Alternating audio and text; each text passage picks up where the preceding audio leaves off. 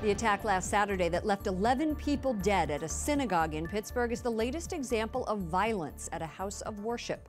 Last November, 26 people were killed. Another 20 were injured at a Baptist church in Sutherland Springs, Texas.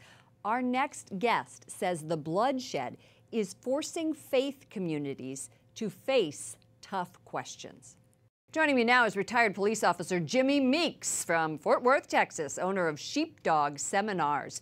It provides workshops and training intended to address issues of violence that happen in churches and on faith-based properties. Welcome to the program. Thank you. It's an honor to be on with you today. I want to start out by saying that there is no consensus on how best to protect houses of worship, and some of the proposals are very controversial, but it is an issue that communities of all faiths across the country are examining, especially in light of the shooting at the synagogue. So what is the first thing when you go to a congregation that you advise them to do? The very first thing we advise them to do, and I've done over 300 of these seminars, man, we always advise them, you've got to wake up. If you don't wake up and realize what's going on in this country and at churches and faith-based property, you're not going to do anything. We're pushing 900 violent deaths on church and faith-based property since 1999. That means we're losing just as many people to a violent death on faith-based property as we are in school shootings. So we spend the first few minutes waking them up.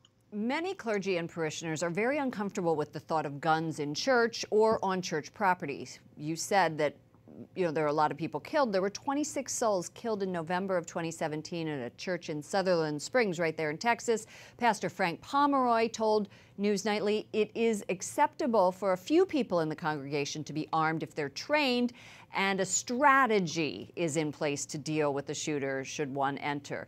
They also say that they have a different security strategy in place. Let's listen to Pastor Pomeroy. Now we have increased cameras. We have 9 different cameras that can be monitored from our cell phones. I have people placed strategically throughout the property to monitor those cameras and/or interject themselves if need be. So, Jimmy, what other options do you suggest to congregations who don't want to add guns to their security protocols? Cameras do not stop crimes. The Columbine killers back in the late 90s at the high school, they posed for the cameras. Now, I'm not a big gun fanatic or anything like that, but if you want to have a chance at stopping these killers, you have to consider an armed response, or you're going to die. It's as simple as that. That's pretty strong language. You say there are patterns of suspicious behavior to look out for, and it often begins in the parking lot? Yes, ma'am. Well, all of these killers that come in, that get inside the sanctuary or the foyer, all of them are coming, and this is just common sense, from the parking lot. And time again, as was the case even in Sutherland Springs, they'll tell you, killers, we don't call them shooters, we call them killers. When they pull up, they're going to be late to the service, they're going to be in a hurry, they're going to park awkwardly. This is just what happens. You can see these guys many of the times, much of the time, so you just got to have somebody out there. The main thing you've got to have is somebody near the front door in the parking lot greeting everyone that comes in. We're a church. We want to be welcoming, but not everybody that's coming to the church has good intentions. You have to keep that in mind. What is the biggest pushback that you get from congregations? Church staffs, pastors, priests, who have not awakened to the reality of the day in which we live, that even Jesus warned us in Matthew 10:17, be on your guard against men. They will harm you in a house of worship.